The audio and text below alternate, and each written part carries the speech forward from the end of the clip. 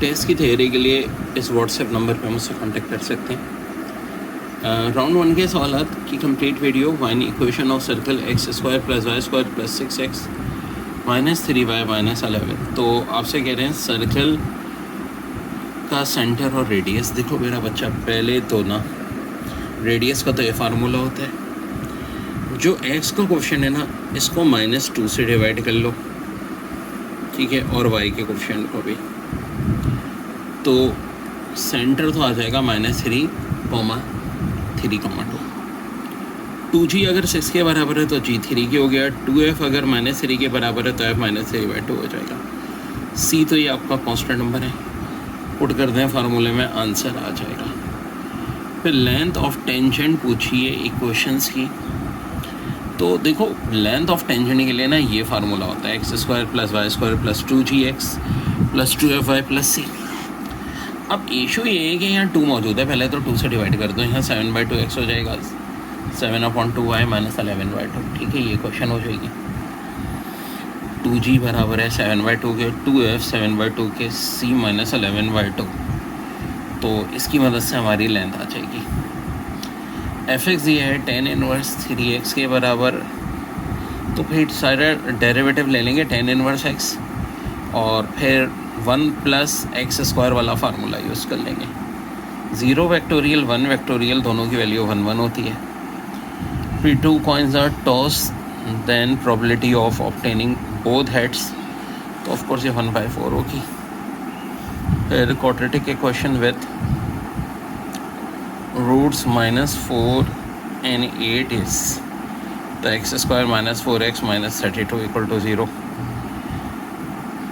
कैसे भाई? क्योंकि देखो बेसिकली फार्मूला होता है x square minus sum of x plus product, -4 और 8 का प्रोडक्ट -32 है, सम 4 हो जाएगा। cos t के dy/dx करना है। तो dy/dx का मतलब है कि भाई आपको cos का डेरिवेटिव लेना है, तो वो sin t हो जाएगा -sin t, और sin t का डेरिवेटिव होता है, ठीक है, यहाँ होगा dy/dt और नीचे dx/dt, ठीक है, जो कि cos t आता है। ये अलहदा बात है कि ये 1/cos t होता है, क्योंकि यहाँ से जो हमें डेरिवेटिव निकलता है ना dy/dx की फॉर्म में, तो ये cos सबसे ऊपर चला जाएगा, तो cos/sin 40 हो जाएगा। रेंज ऑफ cos x याद रखो, ये बहुत आ रहा है 1 और -1 क्लोज ब्रैकेट के साथ। ए वेक्टर है और 180 डिग्री बन रहे हैं, तो उनका रिजल्टेंट वेक्टर क्या होगा? तो देखो बेसिकली ये वाली फॉर्म होती है a² plus a² minus 2a into cos 180।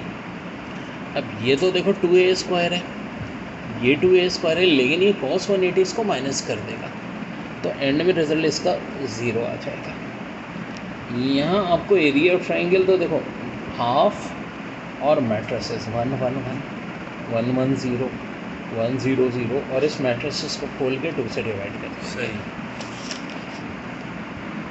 यहाँ dy/dx सेक इनवर्स x का, तो देखो इसके लिए मेरा एक जादुई मेथड होता है। ये न्यूमिनेटर a³ हो गया मेरा, डिनोमिनेटर कुछ नहीं तो 1 होता है। सेक के लिए जादू ये है कि n³ ऊपर, यहाँ n और n³ का स्क्वायर माइनस d का स्क्वायर, तो a³ का डेरिवेटिव 3a², a³ a6 -1, ठीक है, ये हमारा आंसर हो जाएगा। और इसमें ln है, तो देखो पहले तो 1/x² प्लस 2x हो जाएगा, फिर इसी का डेरिवेटिव दोबारा लेंगे 2x प्लस 2। जो चीज़ कॉमन हो सकती है उसको हम सॉल्व कर लेंगे, ठीक है। तो ये बल्कि इसी फॉर्म में दिया हुआ है। ये रेसिप्रोकल इक्वेशन जो है, इसमें 2 आंसर्स दिए हुए होंगे, एक आई थिंक 5/3 होगा, एक 3/5 होगा। ऑप्शन की मदद से इसको चेक कर लेंगे हम।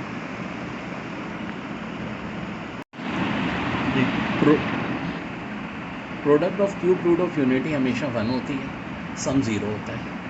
tan इनवर्स x से पहले एक पावर नीचे गिरेगी, फिर डेरिवेटिव ले लेंगे, और ये भी फार्मूला ही है आपका डेरिवेटिव का। tan x 3 है, तो देखो ये tan² x बन जाएगा, यानी आंसर 9 आ जाएगा। सम ऑफ द रूट्स हमेशा alpha plus beta minus x का क्वेश्चन जो कि माइनस के है अपॉन एक्स स्क्वायर का क्वेश्चन, तो आंसर के आ जाएगा। और स्विमिंग इन पूल, तो कॉम्बिनेशन वाला बेसिकली ये बताता हूँ, इसमें स्विमिंग से वर्ड कितने बनेंगे ये पूछा है, ठीक है, तो ये सवाल है। फिर distance of wheel 56 centimetre, basically diameter दिया हुआ है, रेडियस 28 है और इसमें 10 रेवोल्यूशन की बात हो रही है। तो देखो S = r थीटा होता है, ठीक है, तो r तो 28 आ गया, एक रेवोल्यूशन पे 2 पाई होता है, 10 रेवोल्यूशन है, तो ये रिजल्ट आएगा। फिर डिस्टेंस इसमें पूछा था बेसिकली, तो उसको हम x और y से डिवाइड कर लेंगे, ये मैं अलग से करवा दूँगा, यहाँ मिक्स हो जाएगा। T2 6 है, T3 48 है, सम ऑफ 10 पूछा है, तो T2 का मतलब है AR 6 है, AR 4 48 है, तो A और R निकलाएंगे, फिर S10 आ जाएगा। डेरिवेटिव लेना है तो देखो ये हो जाएगा 2y dy/dx = 6, y की जगह -1 पुट कर दो, dy/dx की वैल्यू आ जाएगी। ये सब इनको मल्टीप्लाई करेंगे, इसका आंसर भी बड़ा आसान है। 1 + tan square x sec square x होता है, ऊपर आगे cosec नहीं, खाली cos स्क्वायर x होगा, ये आंसर आंसर आता है।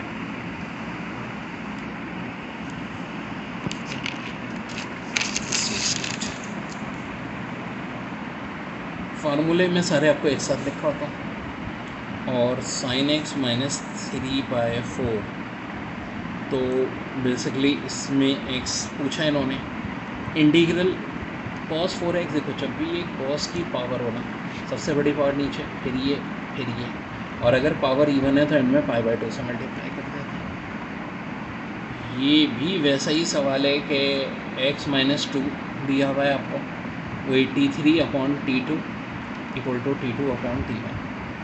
a + b अगर b + a के बराबर है तो कम्यूटेटिव लॉ होगा, ठीक है। f(x) dx 5 के बराबर है और कह रहे 3f(x) क्या होगा, तो ज़ाहिर है 3 को 5 से मल्टीप्लाई कर दो, 15 हो जाएगा। इक्वेशन ऑफ डायरेक्ट्रिक्स, तो बेसिकली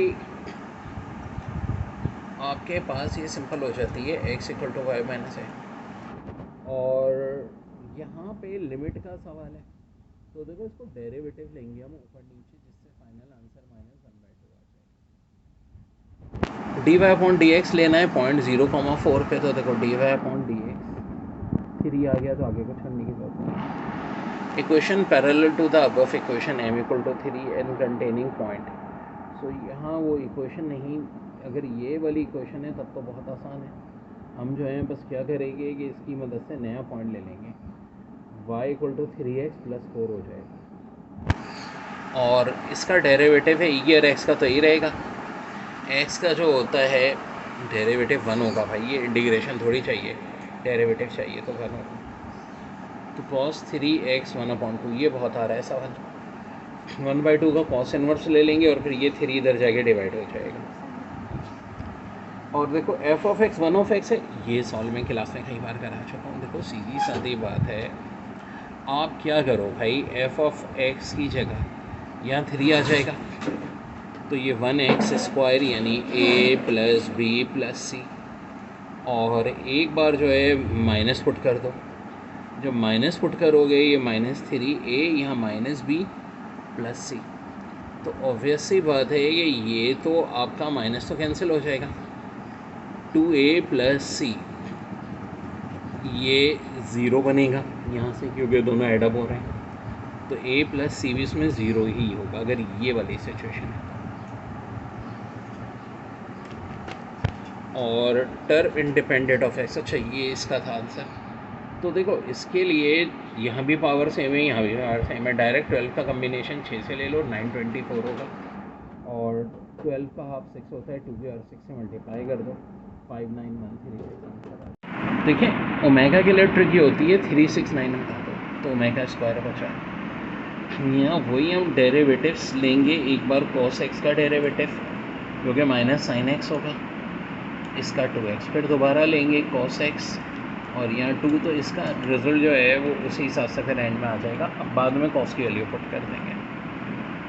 वैल्यू इसकी पूछिए तो देखो ये a² - b² का फार्मूला लगेगा, यानी ऊपर हो जाएगा sine square theta plus cos square theta into sine square theta minus cos square.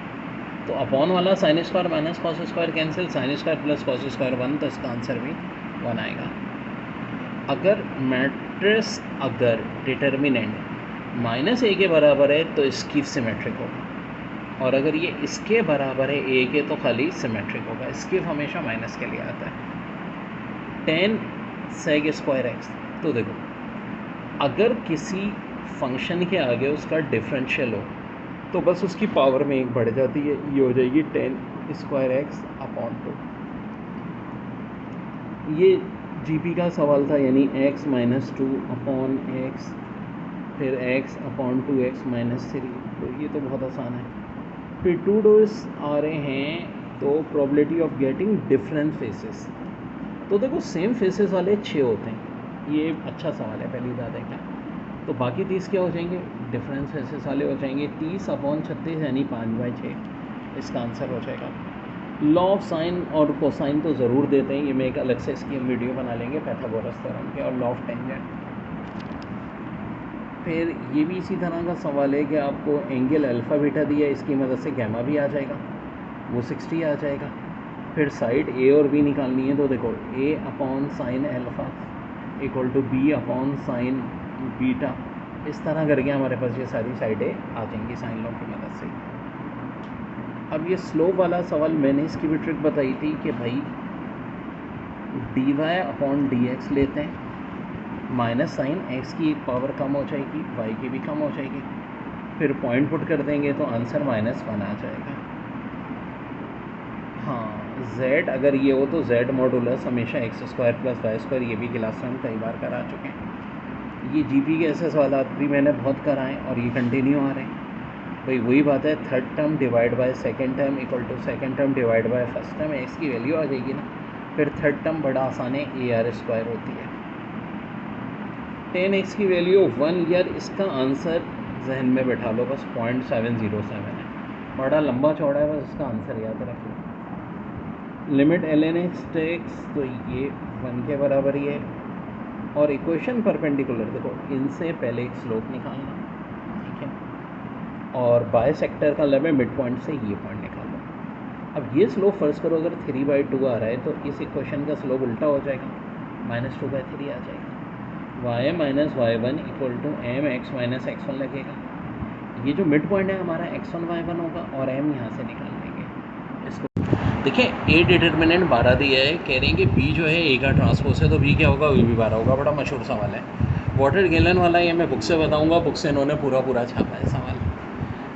True partial fraction, देखो पार्शल फ्रैक्शन के ना ये कुछ मखसूस क्वेश्चन ही है आ रहे हैं, तो इनके आंसर ना याद करके चले जाओ भाई। 1/x³ + 1 है उस वाले का। n+1 vectorial divide by n-1 vectorial, देखो अपने से छोटे से तक खोलते हैं। ऊपर वाला n+1 इंटू n, फिर अपॉन n-1 वेक्टोरियल तक खुलेगा, n-1 वेक्टोरियल गायब हो जाएगा, n इंटू n+1 इसका आंसर है, ठीक है। सारे वही यार सेम वैल्यूज़ के रिपीट होते हैं। देखो जो क्लास में मैंने कराया ना, इससे बाहर कुछ भी नहीं है। If the root of the an equation is imaginary then the discriminant, तो b² - 4ac <0 हो जाएगा।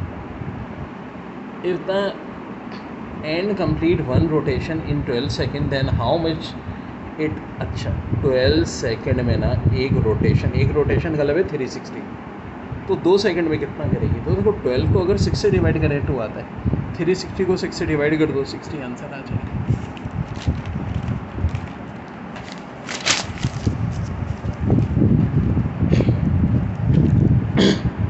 फिर देखो a बराबर 5 के, b बराबर 2 के, c बराबर 3 के। पहले तो s होता है a + b + c/2, बस ऐसे ही पूछा है इन्होंने। फिर 52 के कार्ड में कह रहे हैं कि 1 card is not a face card of black. Black के फेस कार्ड होते कितने हैं, ब्लैक के फेस कार्ड 6 होते हैं 52 में से, तो ना होने का चांस हो जाएगा 46/52, ये ना होने का हो जाएगा, 52 में से बाकी 46 हो। फिर इक्वेशन दी हुई है कि इक्वेशन ऑफ हाइपरबोला है लेंथ ऑफ लेटेस्ट सेक्टर। यार देखो x² - 6x + 3y + 9, हाइपरबोला की तो इक्वेशन ही नहीं है, क्योंकि हाइपरबोला में तो एक्स स्क्वायर भी होता है, तो पैराबोला की है। इस क्वेश्चन को ज़रा चेक करते हैं। If the line is passing through 2 points and then dividing the internally then the coordinate. भाई ये जो पॉइंट्स दिए हैं ना, इनको x1 y1 मानेंगे, एक को x2 y2 मानेंगे, ये हो जाएगा xy। और हमें निकालना ही क्या है, m1 और m2। तो फार्मूला ये होता है x = m1 x2 plus m2 x1 divide by m1 plus m2। ठीक है, x की x1 x2 की वैल्यू पुट करेंगे तो m1 m2 आ जाएगा, वैसे y निकलेगा। फिर एसेंट्रिसिटी सर्कल की 0 होती है, जी हाँ बिल्कुल जनाब आली। पैराबोला की 1 होती है, एलिप्स की <1 होती है, हाइपरबोला की <1 होती है। ठीक है, रेक्टेंगुलर हाइपरबोला हो तो √2 होती है, स्ट्रेट लाइन की इन्फिनिटी होती है। ये तो सब याद होना चाहिए। Order of second differential equation m, देखो पहले m इंटू n है, फिर n इंटू b है, तो m और b मल्टीप्लाई हो जाएंगे। x बराबर दे रहे हैं 2a के, तो 2a प्लस ये भी थोड़ा सा कुछ मिसिंग है। और देखो cos x, वही बात कि भाई पहले cos x का डेरिवेटिव लेंगे, माइनस साइन x होगा, नीचे का डेरिवेटिव 2x, फिर दोबारा डेरिवेटिव लेंगे तो माइनस अपने फार्मूले का cos x और यहाँ 2 हो जाएगा। अब उसके बाद जो है ना, हम फिर वो लिमिट्स इसमें अप्लाई कर देंगे तो 0 आ जाएगा इसका। tan 2x का डेरिवेटिव देखो डायरेक्ट ये फार्मूला लगता है basically ln sec square 2x upon 2, ये हो जाएगा। और यहाँ पे देखो ट्रिग्नोमेट्री है यार, ये नीचे ना LCM ले लो, 1 plus sine theta 1 minus sine theta, जो कि 1 माइनस साइन स्क्वायर यानी कॉस स्क्वायर हो जाएगा। ऊपर तो 1 और तो यार ये वैसे ना मुझे इस पर डाउट लग रहा है 2 सेक स्क्वायर थीटा होना चाहिए ऑप्शन में सारे, अतः होगा ही ऑप्शन में 2 सेक स्क्वायर। सो राउंड 1 के में देखो वर्ड फोर्स दी हुई है और 2 डिस्प्लेसमेंट दी है, तो हमेशा 2 डिस्प्लेसमेंट होना तो सेकंड में से फर्स्ट माइनस कर दो और वर्ड निकलेगा एफ डॉट, यानी डॉट प्रोडक्ट फोर्स की आई को आई से, जे को जे से, के को के से। वाई इसके बराबर था dy/dx निकालना था, तो सॉल्व कर लेंगे, ये आंसर आ जाएगा भाई। फिर x³ minus ax² minus ax² plus a³, तो x प्लस a को 0, तो x की वैल्यू माइनस a हो जाएगी, ये भी रिजल्ट आ जाएगा। ln sin x है, पहले तो देखो 1/sin x हो जाएगा, sin x का डेरिवेटिव cos x यानी cot x आ जाएगा। यहाँ डेरिवेटिव चाहिए तो देखो ऑब्वियस सी बात है e⁻x कॉमन लेंगे, फिर हमारा आ जाएगा। सम ऑफ सीरीज 90 चल रहा है तो 90 के टेबल में 15 आता है, ये आ जाएगा। सम ऑफ रूट्स होता है माइनस x का क्वेश्चन डिवाइड बाई x² का क्वेश्चन। ये रिलेटिव मैक्सिमम का सवाल है, ये भी मैंने अपनी शॉर्ट ट्रिक में कराया है। और देखो बेसिकली यहाँ ना कुछ ये था सवाल, टर्म इंडिपेंडेंट ऑफ x। सो यहाँ 12 का कम्बिनेशन 6 से लेते हैं, 924 आता, 2 यार 664 से मल्टीप्लाई करते हैं, 59136 आता। ऊपर cos theta, tan theta, sin theta, तो देखो tan तो sin अपॉन cos होता है, फाइनल आंसर इससे cot स्क्वायर थीटा आ जाएगा।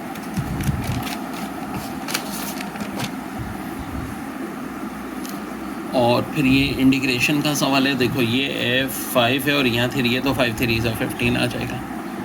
इक्वेशन ऑफ डायरेक्ट्रिक्स पूछी है और लिमिट का सवाल ये माइनस आ गया। मैंने कहा था रिजल्ट याद रख लो, हर साल ये आ रहा है, इसलिए y3x - 1 0 4 पे तो dy/dx लेके